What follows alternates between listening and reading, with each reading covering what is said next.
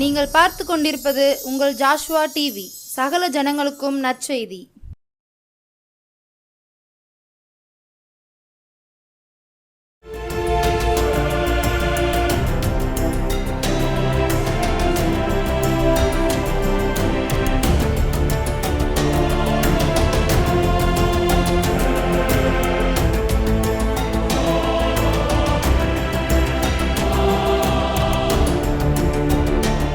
இந்த நிகழ்ச்சியை பார்த்து கொண்டிருக்கிற ஜோஷுவா டிவி நேயர்கள் அனைவருக்கும் இயேசு கிறிஸ்துவின் இனிதான நாமத்திலே வாழ்த்துக்களையும் நன்றியும் தெரிவித்துக் கொள்கிறேன்.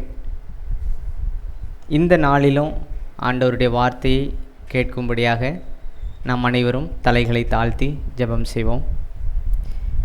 எங்களை நேசிக்கிற அன்பின் பரம தகப்பனே, இந்த நல்ல வேலைக்காக நன்றியப்பா. இப்பொழுதும் இந்த வார்த்தைகளை கேட்கிற உம்முடைய ஒவ்வொரு பிள்ளைகளையும் கர்த்தர் ஆசீர்வதிங்க. அடியனை மறைத்து நீங்கள் வெளிப்படுங்க. உம்முடைய வார்த்தைகள் பிள்ளைகளுடைய இருதயத்தில் கிரியை செய்யட்டும். கர்த்தர் பெரிய காரியங்களை செய்யுங்க. இயேசு கிறிஸ்துவின் இன்ப நாமத்தில் ஜெபிக்கிறேன் எங்கள் ஜீவனுள்ள நல்ல பிதாவே, ஆமேன்.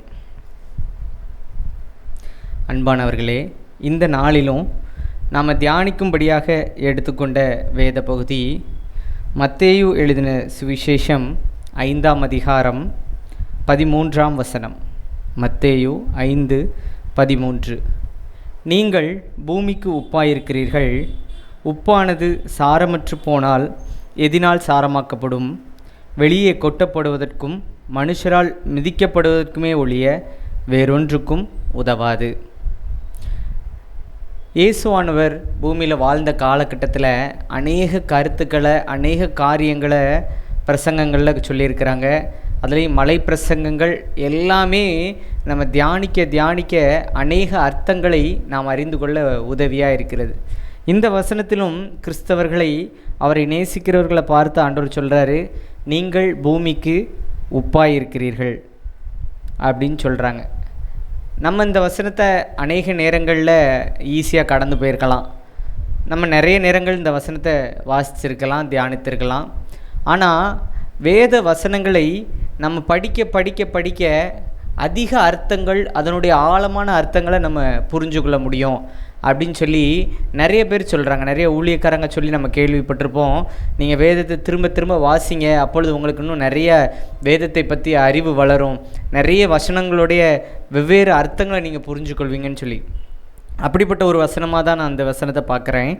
நீங்கள் பூமிக்கு உப்பாக இருக்கிறீர்கள் அப்படிங்கிற வசனத்தை நம்ம பல நேரங்களில் கடந்து போயிருக்கலாம் எளிதாக. ஆண்டவர் நம்மளை பார்த்து நம்ம பூமிக்கு உப்பாக இருக்கிறோன்னு சொல்கிறாரு. உப்பு சாரமற்று போனால் இதனால் சாரமாக்கப்படும் அப்படின்னு சொல்லியிருக்காருன்னு சொல்லியிருப்போம். ஆனால் இதை நம்ம கொஞ்சம் ஆழமாக தியானிக்கும்போது ஆண்டவர் என்ன காரியத்தை நம்ம இடத்துல இந்த வசனம் மூலமாய் பேசுகிறார் என்பதை நம்ம உணர்ந்து கொள்ள முடியும். முதலாவது, நம்ம உப்பு அப்படின்னு எடுத்துக்கொள்ளும்போது உப்புடைய நிறத்தை நம்ம எடுத்துக்குவோம். உப்புடைய நிறம் என்ன? வெள்ளை, அப்படி தானே? நம்ம வெள்ளையினாலே நம்ம அது எதை குறிக்கிறதுன்னு நம்ம எடுப்போம். ஒன்று சமாதானத்தை குறிக்கிறது, இன்னொன்று சுத்தத்தை குறிக்கிறது. அப்போது முதலாவது, நீங்கள் பூமிக்கு உப்பாக இருக்கிறீர்கள் அப்படிங்கும்போது நம்ம உப்புடைய நிறத்தை வைத்து இதை ஒப்பிட்டு பார்க்கும்போது ஆண்டவர் என்ன சொல்ல விரும்புகிறார் அப்படின்னா, நாம் பரிசுத்தமாய் இருக்கிறோம், பரிசுத்தமாய் இருக்கணும் அப்படின்னு ஆண்டவர் விரும்புகிறார். நீங்கள் பூமிக்கு உப்பாக இருக்கிறீர்கள் அப்படிங்கிற வசனம் மூலமாய் ஆண்டவர் முதல்ல நாம் சுத்தமாய் இருக்கணும் அப்படிங்கிறத நமக்கு உணர்த்துகிறார். பரிசுத்தமாய் நாம் இருக்கும்போது தான் நாம் மற்றவர்களுக்கு அவரை பற்றி, அவருடைய அன்பை பற்றி நம்ம சொல்லிக் கொடுக்க முடியும். அப்போ முதலாவது, நாம் உப்பாய் இருக்கணும்னா நாம் எப்படி இருக்கணும் அப்படின்னா, உப்பை போல வெள்ளை நிறமாய் பரிசுத்தமாய் நம்முடைய உள்ளம் இருந்தால் மட்டுமே நாம் அந்த பூமிக்கு உப்பாய் இருக்க முடியும். இதற்கு அடுத்ததாக உப்புடைய நிறத்தை நம்ம முதல்ல பார்த்தோம். அடுத்தபடியாக உப்புடைய தன்மை. உப்பு எப்படிப்பட்டது? நம்ம உணவுகள் எல்லாவற்றிலும் உப்பை நம்ம சேர்க்கிறோம். உப்பில்லாத பண்டம் குப்பையிலே அப்படின்னு சொல்லி நம்ம பழமொழிகள்லாம் கேள்விப்பட்டிருக்கிறோம். அப்போது உப்புடைய தன்மை என்ன? உப்பு ருசி கொடுக்கிறதா இருக்கிறது, அப்படி தானே? உப்பு நம்முடைய உணவுக்கு ருசி கொடுக்கிறதா இருக்குது. நம்ம சாப்பிடுகிற எந்த உணவாக இருந்தாலும் அதில் உப்பு சேர்க்கலை அப்படின்னா அதோடைய டேஸ்ட்டு மாறிடும், நம்மளால் அந்த உணவை உட்கொள்ள முடியாது. அப்போ நாம் எப்படி இருக்கணும்? உப்பாய் இருக்கிறீர்கள் அப்படின்னா உப்பை போல ருசியுள்ளவர்களாய் இருக்க வேண்டும் அப்படின்னு ஆண்டவர் விரும்புகிறார். அப்போது ருசியுள்ளவர்கள் அப்படின்னா என்ன அப்படின்னா, ஆண்டவரோடு நமக்கு இருக்கிற அந்த ஐக்கியம் எப்போவுமே அந்த கணக்கில் நம்ம இருக்கணும்னு சொல்லி விரும்புகிறார். எப்பொழுதும் ஆண்டவரோட ஐக்கியமாய் நாம் இருக்கும்போது ருசியுள்ளவர்களாய் நாம் மாற முடியும். அப்போது நாம் ஆண்டவரை பற்றி அடுத்தவங்களுக்கு சொல்லணும், இல்லை இயேசுவின் அன்பை மற்றவர்கள் ருசி பார்க்கணும்னு சொல்லி நம்ம விரும்பினா, முதலாவது நாம் ருசி உள்ளவர்களாக இருக்கணும். நாம் உப்பை போல ருசி உள்ளவர்களாக இருக்கும்போது தான் நாம் அந்த ருசியை மற்றவர்களுக்கு சொல்ல முடியும். நாம் ஆண்டவரின் அன்பை ருசி பார்த்ததை மற்றவர்களுக்கு எடுத்துக்காட்டாய் நம்ம சொல்ல முடியும். அப்போது உப்புடைய தன்மை உடையவர்களாய் நாம் இருக்கணும்னு சொல்லி ஆண்டவர் விரும்புகிறார். அப்போ தான் இந்த பூமிக்கு உப்பை போல நாம் ருசி உள்ளவர்களாய் மாற முடியும் அப்படின்னு சொல்லி ஆண்டவர் சொல்லுகிறார். அடுத்தபடியாக உப்புடைய இன்னொரு தன்மை என்ன அப்படின்னா, உப்பு நிறமே நம்ம சுத்தத்தை அது குறிப்பிடுகிறதுன்னு சொன்னோம். அடுத்து உப்புடைய தன்மையிலையும் சுத்தப்படுத்துகிற ஒரு தன்மை உப்பிடத்தில் இருக்குது. உதாரணத்துக்காக 2 ராஜாக்கள் 2ஆம் அதிகாரம் 20ஆம் வசனத்தில் எலிசா தீர்க்கதரிசி இடத்துல போய் இந்த தண்ணி கெட்டதாக இருக்குது, இந்த தண்ணி குடிக்கிறதுக்கு ஏற்றதாக இல்லை அப்படின்னு சொல்லி எலிசா தீர்க்கதரிசியின் இடத்துல போய் சொல்லும்போது அவர் சொல்கிறாரு, ஒரு புது தோண்டியில் உப்பை போட்டு கொண்டு வாங்க அப்படின்னு சொல்கிறார். அவங்க கொண்டு வந்து கொடுக்குறாங்க. அந்த தோண்டியில் இருக்கிற உப்பை துறவில் போடுறாரு. அந்த துறவின் தண்ணீர் ஆரோக்கியமானதாகவும் குடிப்பதற்கு ஏற்ற தண்ணீராக மாறுகிறது. அப்போது வேதாகமத்திலே ஒரு அழகான உப்புடைய தன்மையை வெளிப்படுத்துகிற ஒரு இது நம்ம பார்க்குறோம். உப்பு சுத்தப்படுத்தும். அப்போது நாம் முதலாவது உப்பின் நிறத்தை போல் நாம் நம்மளை சுத்தமாக வச்சுக்கொள்ளணும். 2வது உப்பை போல நாம் சுத்தப்படுத்துகிறவர்களாக மாற வேண்டும். எத்தனையோ பேர் பாவத்தில் விழுந்து கிடப்பாங்க, வேதனைகளில் விழுந்து கிடப்பாங்க. எத்தனையோ பேர் நொறுங்குண்டு போய் அடுத்து என்ன செய்வதென்று தெரியாமல் வேதனையில் இருக்கிற அநேக பேர் இருக்கலாம். அப்போது நாம் அவர்களிடத்தில் போய் அவர்களுக்கு இயேசுவை பற்றி சொல்லி அவர்கள் பாவங்கள் நீங்கி அவர்கள் சுத்தப்படும்படியாய் நாம் உப்பை போல இருக்க வேண்டும் அப்படின்னு ஆண்டவர் விரும்புகிறார். அதனால தான் நீங்கள் பூமிக்கு உப்பாய் இருக்கிறீர்கள் என்று சொல்லி ஆண்டவர் சொல்லுகிறார். அப்போது நாம் உப்பாய் இருக்கணும்னா நாம் இந்த பூமியை, இந்த மக்களை சீர்படுத்துகிறவர்களாக, சுத்தப்படுத்துகிறவர்களாக இருக்க வேண்டும்.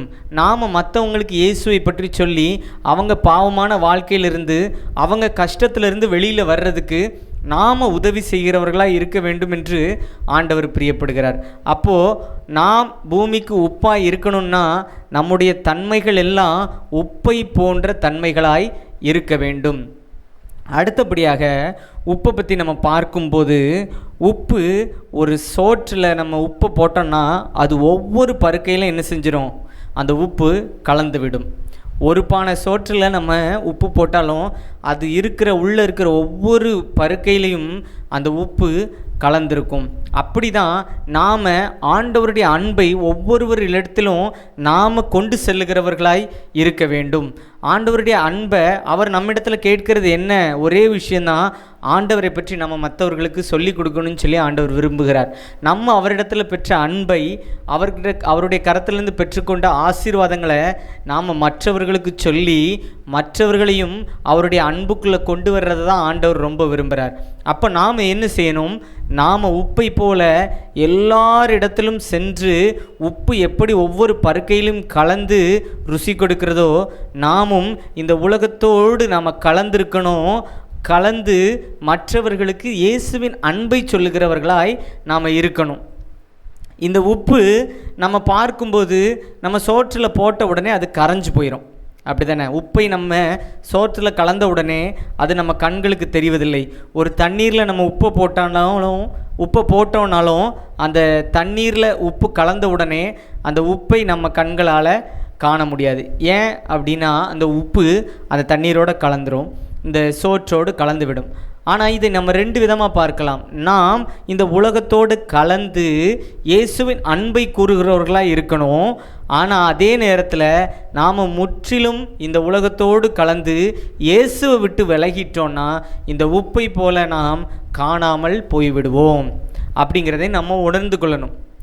இதில் என்ன சொல்ல வருகிறாங்க அப்படின்னா, உப்பை போல ஒவ்வொரு சோற்றிலையும் நம்ம இறங்கி ருசி கொடுக்கிறவர்களாய் இருக்கணுமே தவிர, உப்பு தண்ணீரில் கரைந்து காணாமல் போவது போல் இந்த உலகத்தோடு நாம் முழுவதும் கலந்து விட்டோம்னா, இயேசுவின் அன்பை விட்டு நம்ம பிரிஞ்சிட்டோம்னா, உப்பை போல நாம் என்ன செஞ்சிருவோம்? காணாமல் போய்விடுவோம். இன்னும் இந்த உப்புடைய தன்மைகளை பற்றி நம்ம சொல்லணும்னா அநேக காரியங்களை நம்ம பேசலாம். இப்போ இந்த உப்புடைய தன்மையை பற்றி நம்ம பார்க்கும்போது, உப்பு என்ன செய்கிறாங்க அப்படின்னா, நிறைய பொருட்கள் கெட்டு போகாமல் இருக்கிறதுக்கு உப்பை பயன்படுத்துகிறார்கள். நம்ம ஒரு எடுத்துக்காட்டுக்கு எடுத்துக்கொண்டோன்னா, மீனில் உப்பை தடவி வச்சோன்னா அந்த மீன் என்னதான் மாறுகிறது? கருவாடாக மாறுகிறது.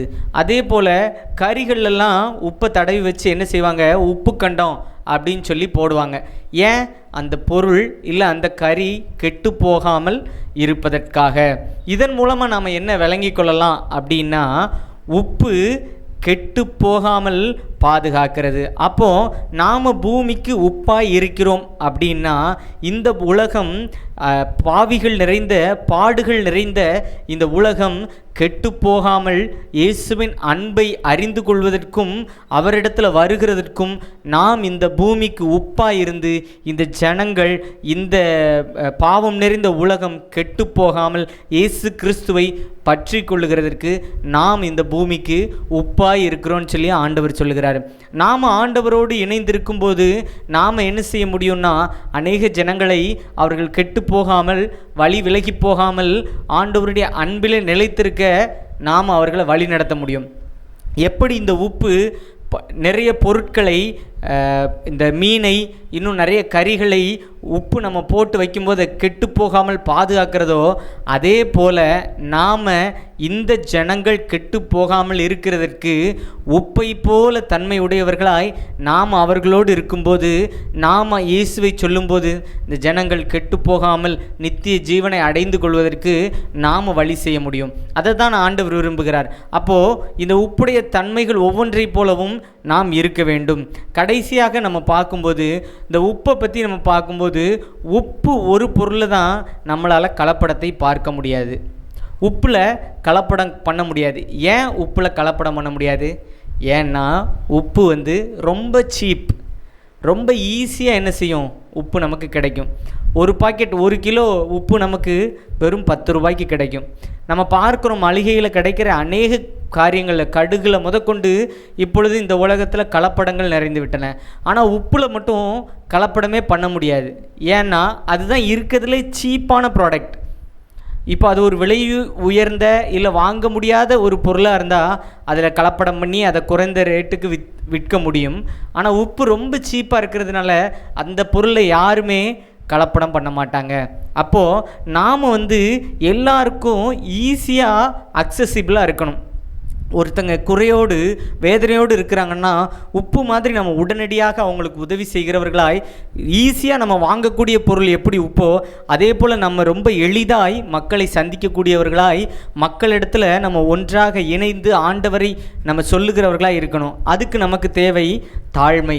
நம்ம இடத்துல பெருமை இருந்தால் நம்ம யாரையும் போய் சந்திக்க மாட்டோம். நம்ம இடத்துல வருகிறவர்களுக்கு வேணால் இயேசுவை பற்றி சொல்லுவோமே தவிர நம்ம மற்றவர்களுக்கு நம்மளாக போய் ஆண்டவரை பற்றி சொல்ல மாட்டோம். அப்போ நம்ம இடத்துல அந்த தாழ்மை வரும் பொழுது நாம் என்ன செய்வோம்? எல்லாரையும் ஆண்டவருக்குள்ளே கொண்டு வரணும், எல்லாருக்கும் அவருடைய அன்பை சொல்லணுங்கிற ஒரு வாஞ்சை நமக்குள்ளே உருவாகும். அப்போது நாம் எப்படி இருக்கணும்னா, இந்த உப்பை போல சீப்பாக இருக்கணும். நம்ம உப்பை போல சீப் அப்படின்னா நம்ம ஈஸியாக ரொம்ப எளிதாக எல்லாரும் நம்ம இடத்துல அவங்க குறைகளை சொல்லும்படியாக, எளிதாக நம்ம மற்றவர்களுடைய குறைகளை கேட்கிறவர்களாக நாம் இருக்கும் பொழுது, உப்பை போல இந்த மக்களுக்கு நாம் ரொம்ப எளிதாய் கிடைக்கும்போது நாம் ஆண்டவரை பற்றி எளிதாக அவர்களுக்கு சொல்லி அவர்களை நல்வழிப்படுத்த முடியும். அப்போது இந்த உப்புடைய தன்மைகள் ஒவ்வொன்றும் எதை குறிக்கிறதுனா, நாம் ஆண்டவரோடு எப்படி இருக்கிறோம், நாம் எப்படி மற்றவர்களுக்கு ஆண்டவரை சொல்லுகிறதற்கு எளிதாய், இல்லை நம்ம ரொம்ப இந்த ஜனங்கள் கெட்டு போகாதவாறு இந்த ஜனங்கள் சுத்தமாவதற்கு நாம் அவர்களை பரிசுத்தப்படுத்துகிறதற்கு ஒரு வழிகாட்டியாய் நாம் இருக்கும்படியாக ஆண்டவர் விரும்புகிறார். அதனால தான் அவர் சொல்லுகிறார், நீங்கள் பூமிக்கு உப்பாய் இருக்கிறீர்கள்னு சொல்லி. ஆனால் இந்த வசனத்தின் அடுத்த பகுதி என்ன சொல்லுதுன்னா, உப்பானது சாரமற்று போனால் எதினால் சாரமாக்கப்படும், வெளியே கொட்டப்படுவதற்கும் மனுஷரால் மிதிக்கப்படுவதற்குமே ஒழிய வேறொன்றுக்கும் உதவாதுன்னு ஆண்டவர் சொல்கிறார். நம்ம எப்பொழுதுமே நம்ம பார்க்குறதெல்லாம் ஆசீர்வாதங்களை பார்ப்போம். அதற்கு பின்னாடி அதை செய்யலைன்னா, நம்ம அதன்படி நடக்கலைன்னா நமக்கு வருகிற விளைவுகள் என்ன அப்படிங்கிறத பார்க்குறதில்ல. இந்த இடத்துல ஆண்டவர் நீங்கள் பூமிக்கு உப்பாக இருக்கிறீர்கள்னு சொல்லிட்டாரு. நீங்கள் தான் இந்த உலகத்திற்கு உப்பாக இருக்கிறீர்கள். இந்த உலகம் கெட்டு போகாமல் இந்த உலகத்தை சுத்தப்படுத்துகிறவர்களாய், இந்த உலகத்தில் எல்லாருக்கும் நீங்கள் எளிதாக தாழ்மையுள்ளவர்களாய் நீங்கள் இருக்கிறீங்க அப்படின்னு சொல்லி ஆண்டவர் சொல்லிட்டாரு. ஆனால் அடுத்த பகுதியில் என்ன சொல்கிறாரு, உப்பு அதனுடைய தன்மையை இழந்து போனால் திரும்ப அதோடைய தன்மை எப்படி கிடைக்கும்? அவ்வளவுதான். உப்புடைய தன்மையே ருசி கொடுக்கிறது தான். நாம் அந்த ருசியை இழந்து போனால் நம்மளும் உப்பை போல வெளியே கொட்டப்படுவதற்கும் மனுஷரால் மிதிக்கப்படுவதற்குமே ஒழிய வேறொன்றுக்கும் உதவ மாட்டோம். அப்போது நாம் ஆண்டவரோடு இருக்கிற ஐக்கியத்தில் இருந்து நாம் விலகிட்டோம்னா நாம் உப்பை போல இருக்க முடியாது. ஏனென்றால் நாம் அவருடைய ஐக்கியத்திலிருந்து, ஆண்டவருடைய அன்பில் இருந்து, அவரோடு நமக்கு இருக்கிற அந்த தொடர்பிலிருந்து நம்ம வெளியில் வரும்போது நாம் உப்பின் தன்மையை இழந்து விடுகிறோம். நாம் பரிசுத்தத்தை இழந்து விடுகிறோம். ஆண்டவரோடு நமக்கு இருக்கிற அன்பை இழந்து விடுகிறோம். அவரோடு நமக்கு இருக்கிற அந்த கனெக்ட், அந்த தொடர்பை நம்ம என்ன செஞ்சிடறோம்? இழந்து விடுகிறோம். அப்படி நாம் இழந்து போகும்போது உப்பை போல உப்புடைய தன்மையை நாம் இழந்தவர்களாய், உப்பு எப்படி தன்மை இல்லை, தன்னுடைய தன்மை இழந்தால் வெளியே கொட்டப்படுவதற்கும் மனுஷரால் மிதிக்கப்படுவதற்கும் மட்டுமே அன்றி வேறு எதற்கும் ஒன்றுக்கும் உதவாததாய் போகுமோ, அதே போல நாமும் ஒன்றுக்கும் உதவாதவர்களாய் மாறுவோம். அதனால் நாம் உப்பை போல எப்பொழுதும் நம்மை பரிசுத்தத்தில் காத்து கொள்ளுகிறவர்களாய், ஆண்டவருடைய அன்பில் எப்பொழுதும் நம்ம நிலைத்திருப்பவர்களாய், அவரோடு தொடர்பில் எப்பொழுது இருக்கிறவர்களாய் நம்ம மாற வேண்டும். அனுதினமும் ஜெபித்து வேதம் வாசித்து ஆண்டவரோடு நமக்கு இருக்கிற அந்த தொடர்பில் இணைந்து இருக்கும்போது நாம் இந்த பூமிக்கு உப்பாய் இருக்க முடியும். நாம் அநேகரை ஆண்டவரின் அன்பிற்குள் கொண்டு வர முடியும். நாம் அநேகரை பரிசுத்தப்படுத்த முடியும். அநேகர்கள் கெட்டு போகாமல் அவர்கள் நித்திய ஜீவனை பெற்றுக்கொள்கிறதுக்கு நாம் ஒரு காரணியாய் மாற முடியும். அதனால் இன்றைய நாளில் நாம் சிந்தித்து பார்ப்போம், நாம் எப்படி இருக்கிறோம்? இந்த பூமிக்கு உப்பாய் இருக்கிறோமா? இல்லை உப்பு சாரமற்று போனால், அதோட தன்மை இழந்து போனால் ஒன்றுக்கும் உதவாமல் போகுமே, அதை போல இருக்கிறோமா? இல்லை நாம் உப்பாய் மாறப்போகிறோமா என்பதை நாம் சிந்தித்து பார்ப்போம். இப்பொழுது தலைகளை தாழ்த்தி ஜெபம் செய்வோம். எங்களை நேசிக்கிற எங்கள் நண்பின் பரம தகப்பனே, இந்த வேலைக்காக நன்றியப்பா. கர்த்தர் கொடுத்த நல்ல வார்த்தைக்காக உமக்கு நன்றியப்பா. நீங்கள் பூமிக்கு உப்பாய் இருக்கிறீர்கள் என்ற வார்த்தையின் மூலமாய் நாங்கள் எப்படி உப்பை போல தன்மையுடையவர்களாய், இந்த உலகிற்கு நாங்கள் எப்படிப்பட்டவர்களாக இருக்கணும்னு சொல்லி எங்களுக்கு கற்றுக் கொடுத்தீங்க. எந்த நிலையிலும் நாங்கள் எங்கள் தன்மையை விட்டுவிட்டவர்களாய், உம்முடைய அன்பை விட்டு நாங்கள் விலகுகிறவர்களாய், உம்முடைய அன்பில் இருந்து நாங்கள் இல்லைனா உங்ககிட்ட இருந்து தொடர்பு இல்லாதவர்களாய் மாறாதபடி எப்பொழுதும் உம்மில் நிலைத்திருக்கவும், உம்முடைய அன்பில் நிலைத்திருக்கவும், உம்முடைய தொடர்பில் நிலைத்திருக்கவும் எங்களுக்கு உதவி செய்யுங்க. எங்களை பரிசுத்தப்படுத்துங்க. நாங்கள் மற்றவர்களுக்கு ருசி கொடுக்கிறவர்களாய், உப்பின் தன்மையைப் போல மற்றவர்கள் கெட்டு போகாமல் நித்திய ஜீவனை அடைந்து கொள்ளும்படியாக, பரிசுத்தப்படும்படியாக எங்களை ஈஸியாக எப்படி உப்பு சீப்பாக கிடைக்கிறது போல் நாங்கள் எளிமையாக அவர்களிடத்தில் குறைகளை கேட்டு உம்முடைய அன்பை கற்றுக்கொள்ள அவர்களுக்கு உதவி செய்கிறவர்களாய் நாங்கள் மாற எங்களுக்கு உதவி செய்யுங்க. உம்முடைய கரத்திலே எங்களை ஒப்பு கொடுக்குறோம். இந்த வேளையிலும் இந்த பிரசங்க வேலையை கவனித்த ஒவ்வொரு பிள்ளைகளையும் கர்த்தர் ஆசீர்வதிங்க. கர்த்தர் அவர்களுடைய தேவைகள்லாம் சந்திங்க. அவர்களுடைய குறைகள் எல்லாவற்றையும் கர்த்தர் நிறைவாய் மாற்றுங்க. இயேசு கிறிஸ்துவின் இன்ப நாமத்தில் ஜெபிக்கிறோம் எங்கள் ஜீவனுள்ள நல்ல பிதாவே.